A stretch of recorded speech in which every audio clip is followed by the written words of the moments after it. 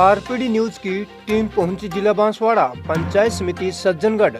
पंचायत समिति सज्जनगढ़ से कांग्रेस पार्टी के नवनिर्वाचित जिला परिषद सदस्य जोरजी भाई कटारा ने आरपीडी न्यूज के माध्यम से बताया कि क्षेत्र में जो भी विकास कार्य वंचित है उसे प्राथमिकता देना मेरा उद्देश्य रहेगा। वे साथ ही सामाजिक बुराइयों को दूर करना मेरा प्रयास रहेगा। तो आइए जानते हैं बिरबल कड़वा के साथ विशेष बातचीत में नवनिर्वाचित जिला परिषद सदस्य जोरजी भाई कटारा के अपने क्षेत्र में विकास कार्य के प्रति विचारों को। आरपीडी न्यूज से मैं बिरबल कड़वा और आज हम पहुंचे हैं पाली छोटी के अंदर। यहाँ से जिला परिषद सदस्य चुने गए हैं जोरजी भाई कटारा। उनसे बातचीत करते हैं कि उनके मुद्दे और मसले क्या हैं, चुनाव से पहले उन्होंने क्या वादे किए और जिस प्रकार से लोगों ने यहाँ की जनता ने इन्हें मान सम्मान दिया है, अब आगे वो क्या करवाना चाहते हैं अपने क्षेत्र में, क्या ऐसी समस्या है, क्या एजेंडे हैं। तो खास बातचीत जोरजी भाई कटारा से। सर नमस्कार, सबसे पहले बहुत बहुत बधाई हो आपको इस पद के लिए। Thank you. तो सर पूर्व परिचय बताइए अपना पूरा नाम। जैसे मैं 3rd ग्रेड टीचर से शुरुआत की थी। जी 26/2/75 से फर्स्ट पोस्टिंग थी। जी उस समय मैंने खाली उसमें शिक्षा की व्यवस्था नहीं थी, खाली हायर सेकेंडरी की STC की थी। उसके बाद में फिर मैंने आगे अपने हिसाब से साथियों को देखे, स्वयं लोगों को देख कर कई ये लोग कैसे आगे बढ़ रहे हैं, क्या कर रहे हैं। जी क्योंकि हमें ST के लोगों का रास्ता बहुत कम बताया जाता था। बिल्कुल। उस समय की बात 1975 की बात करें, वो तो बहुत एक स्ट्रगल किया उस टाइम। हाँ, तो फिर धीरे धीरे मैंने BA किया, B.Ed किया, MA किया। जी उसके बाद में फिर मेरा सेकेंड ग्रेड में प्रमोशन हुआ। जी फिर मैं मिडिल स्कूल हेडमास्टर बना, फिर हॉस्टल वार्डन रहा। उसके बाद में मेरा प्रमोशन हुआ तो मैं लेक्चरर बना, हिंदी के व्याख्याता बना।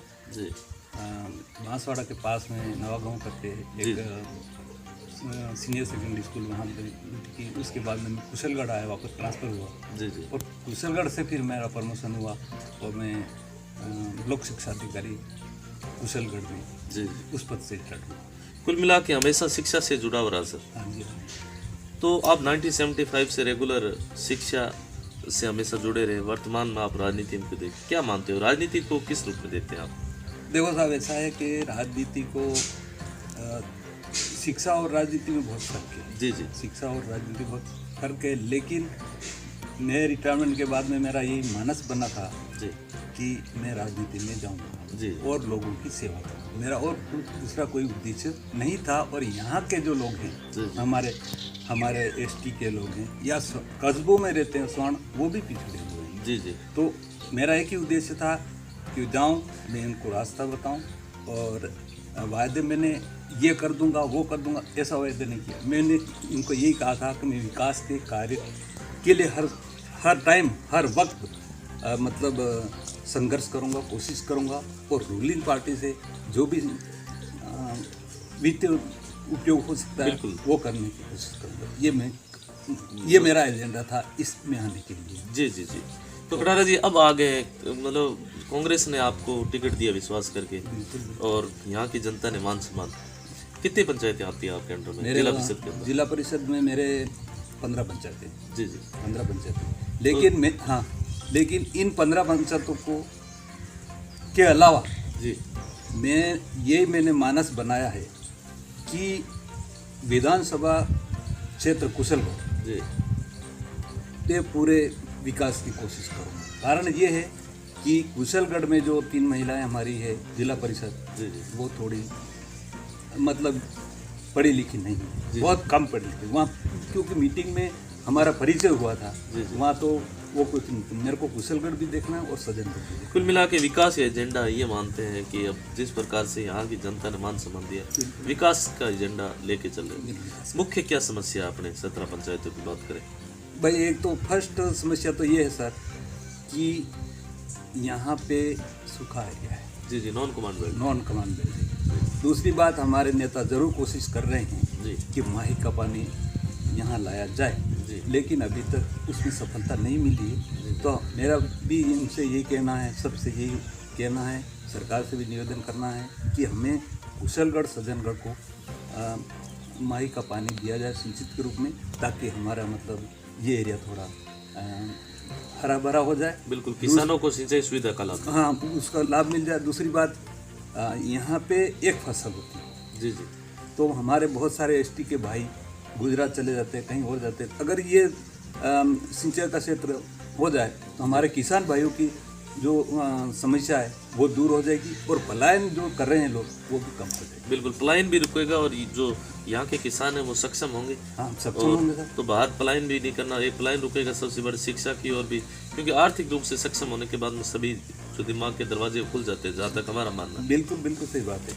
तो दूसरी बात ये कि शिक्षा के क्षेत्र में भी मैं यही चाहता हूँ कि हमारे उस समय की बात है और आज की बात मैं एक उदाहरण दे दूँ कि जब मैं पढ़ रहा था तो उस समय यहाँ पे मिडिल स्कूल थी तांबेसरा, जी जी वहाँ मिडिल स्कूल थी और उस समय 11वीं कक्षा थी तो कुशलगढ़ में 10वीं थी। तो वहाँ तक यहाँ से मैं पैदल चल करके वहाँ जाता था और 7 बजे की स्कूल अटेंड करता था। बिल्कुल काफी स्ट्रगल किया आपने बहुत उस टाइम। किया। 1975 में आप उस टाइम सर्विस मांगे तो हम क्या कल्पना करें, उस टाइम तो सुविधा ही नहीं थी, खाली एक कोरी कल्पना थी कि क्या होगा भविष्य क्या नहीं। बिल्कुल सही बात है। और अब हमारा ये है कि अभी आज की पोजीशन में कि हमारे एसटी के भाई कोई डॉक्टर बन रहा है, जी कोई इंजीनियर बन रहा है, कोई अच्छी पोस्टों पे जा रहा है, अच्छे नेता बन रहे हैं। और मुझे इन युवाओं को यही रास्ता बताना है कि आपने को गलत रास्ते पे नहीं चल करके इस शिक्षा के क्षेत्र में बहुत आगे बढ़ना है। जब हमारे यहाँ बाहर से कोई IAS और RS बन के आते हैं तो हम जी करते हैं, अगर हम क्यों नहीं बने, हम भी बन सकते हैं। बिल्कुल। तो मेरा भी उद्देश्य यही है कि और आज पहले भी मैं कहता था और आज भी कह रहा हूँ, आगे भी कहूँगा कि हमारे ये भाइयों को मैं रास्ता बताऊं और उस रास्ते पे वो चले और शिक्षा जगत में अपना नाम रोशन करें। युवाओं के लिए क्या संदेश देना चाहेंगे? युवा है नशे की तरफ जा रहे हैं, युवा वर्तमान की बेरोजगार भी है, कंपटीशन की तैयारी कर रहे हैं, हर तरफ से पिछड़े हुए हैं, क्या कहना चाहेंगे युवा? भाई देखो कई कारण है इसके। जी।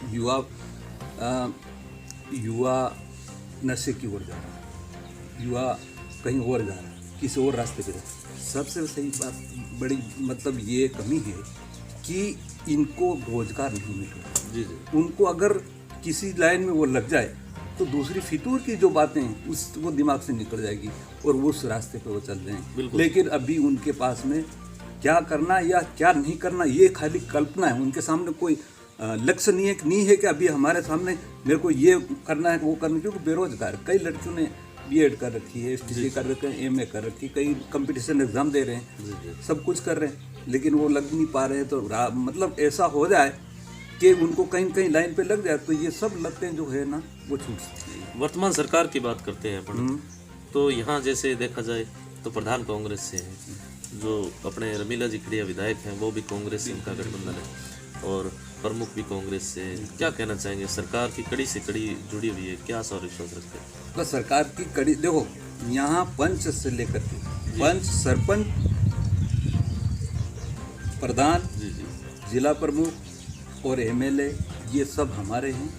मतलब इस रूलिंग सरकार पे लगे हुए हैं और मतलब ये सरकार जो है वर्तमान सरकार है ना बहुत अच्छा काम कर रही है। लेकिन कुछ केंद्र सरकार की वजह से कहीं मतलब कुछ परिस्थितियाँ खराब हो रही है। कारण ये है जैसे अभी नरेगा का काम चल रहा है और केंद्र सरकार का जो हिस्सा है वो बहुत कम आ रहा राजस्थान में, जी जी वो नहीं आ रहा। दूसरी बात यहाँ एक अभी आंदोलन चल रहा है किसानों का जी, उसमें भी मतलब जो 3 बातें हुई है जी, जी। वो मैं पसंद करता हूँ। उसमें कोई किसान, अगर किसानों के हित की बात होती तो किसान ये ऐसा नहीं करते, लेकिन उनके हित की बात नहीं है। और वर्तमान सरकार यहाँ से हमारे रमीला खड़िया हो, चाहे मालविया जी हो, मंत्री महोदय हमारे यहाँ से हैं, बामने जी है, वो सब कुछ बहुत बढ़िया काम कर रहे हैं और आगे भी करते रहेंगे। और अशोक जी से हम सब कुछ बिल्कुल उनसे तालमेल मिला बैठा हुआ है। जी जी।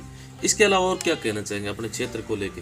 बस क्षेत्र को लेकर तो बस ये यहाँ का क्षेत्र पिछड़ा है लोगों के लिए, तो उसकी इनको आगे बढ़ाने की ही बात हम करेंगे। बस उनको कैसे किसको यहाँ का डेवलपमेंट कैसे किया जाए, किस तरीके से किया जाए, सरकार से कितना क्या लिया जाए और सरकार से निवेदन किया जाए कि भाई यहाँ की जो परिस्थितियाँ हैं उन परिस्थितियों के अनुसार यहाँ की व्यवस्था करो, तो हम आगे बढ़ पाएंगे। कांग्रेस की बात करते हैं तो अपने विशेष तौर से बांसवाड़े गुटबाजी नजर आती है, आप जैसे कार्यकर्ताओं को नहीं झेलना पड़ता?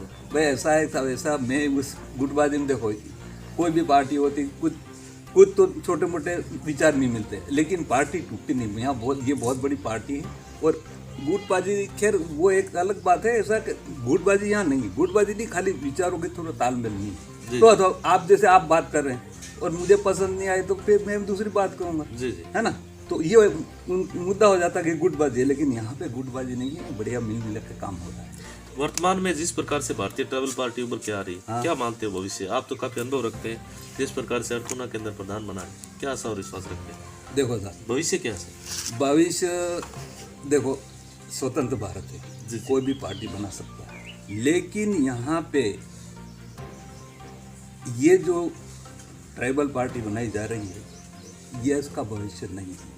भविष्य नहीं, इनकी नीतियाँ क्या, मुझे तो उनकी भारतीय ट्राइबल पार्टी वाले जो मांग करें, 5वीं अनुसूची की मांग करें, आरक्षण की मांग कर रहे हैं, क्या मानते हो, सही है या गलत? नहीं, 5वीं अनुसूची जो है उसको कितने लोगों ने पढ़ा है, उसमें क्या क्या लिखा हुआ, और किन किन लोगों ने भी ये जो सब साथ में चल रहे हैं, क्या उनको सब पता है 5वीं अनुसूची में क्या है? मैं कह रहा हूँ कि कहीं किसी को पता नहीं। वो तो खाली एक साथी कह देता चलो अपन यूँ चलते हैं, चलो यूँ चलते हैं, क्योंकि हम इतने हमारे साथी एसटी के इतने शिक्षित नहीं। और यहाँ वो कह रहे हैं कि आदिवासी की पार्टी अरे भाई, जो बाकी है वो कौन है? लोग कहते हैं समाज की पार्टी। वो तो उनका सब आदिवासी है ना। सब आदिवासी। तो आदिवासी ही भाई, अलग से आदिवासी होगा तो फिर कहाँ से पार्टी उभरेगी और कैसे क्या होगा? अच्छा, अगर पार्टी बन भी गई, क्या कितने आदमी वहाँ एक सरकार बनाने के लिए 200 MLA है ना, कहाँ है हमारे पास इस पार्टी के पास में, या कहाँ से 200 MLA, जबकि 101 MLA चाहिए हमारा प्रमुख बिठाने के लिए, है ना। और फिर कोई संविधान में संशोधन करना है, ये वो करना है, ये करना है, क्या हमारे 2/3 बहुमत है? नहीं। तो नहीं, ये पार्टी सक्सेस नहीं हो सकती है। इसकी नीतियाँ ही, मतलब अभी तो क्या है क्या नहीं ये मुझे समझ में नहीं आ रही, और नीतियाँ ही कुछ जो सुनने में आ रही, नीतियाँ देखने में आ रही, वो नीतियाँ गलत। तो जिस प्रकार से वर्तमान में कोविड-19 महामारी चल रही है, एक तरफ आपने प्रचार प्रसार किया, लोगों को क्या संदेश देना चाहिए इसके लिए? भाई, एक तो देखो, सरकार की गाइडलाइन है, उस आधार पे चलना है। दूसरी बात, हमने प्रचार किया, प्रसार किया, लेकिन उस पूरी लाइन को ध्यान में रखते हुए और ये सब काम किया। और आगे अभी तो अब वैक्सीन आ गई है, इसका प्रकोप कम हो गया है अभी तो। और मतलब फिर भी मैं तो यही कहता हूँ, अभी आप मेरे जब मास्क पर अभी बात नहीं कर रहा हूँ, मैं पढ़ा है तो अभी हालात खैर, हाँ, अभी थोड़ा कम हुए हैं। तो ये अब इसमें वैक्सीन आ गई है, अब ये धीरे धीरे काबू में आ जाएगा। और हम जब तक काबू में नहीं आए, तब तक हम लोगों को रास्ता बताते रहेंगे, कहते रहेंगे कि भाई अपने को इन परिस्थितियों में ऐसी जगह पे अपने को इन नियमों का पालन करना है। ये सरकार की जो गाइडलाइन है, उस गाइडलाइन के अनुसार ही चलना है। और हमारे अशोक मुख्यमंत्री महोदय जी बहुत बढ़िया काम कर रहे हैं इस संबंध में, और कई उदाहरण दिए, कई राज्यों ने मतलब अनुकरण किया। बिल्कुल हमारे मुख्यमंत्री महोदय ने बहुत बढ़िया काम किया। कोरोना की जंग के अंदर अपने 1 नंबर पे आए थे। हाँ, 1 नंबर पे रहे थे। तो ये तो किसी के दिमाग की बात थी ना, हर कोई आदमी कर नहीं सकता था। जो हमारा तो मुख्यमंत्री महोदय ने बहुत बढ़िया काम किया। क्षेत्र के लोगों ने आपको मान सम्मान दिया, क्या कहना चाहेंगे उनके लिए? 200 व्यक्त करता हूँ, बिल्कुल। हाँ, तो यह थी हमारी खास मुलाकात जिला परिषद से, जो यहाँ से बने हैं, वार्ड से बने हैं। बने रहिए आप न्यूज़ के साथ, खास बातचीत होती रहेगी। सर, धन्यवाद। Thank you.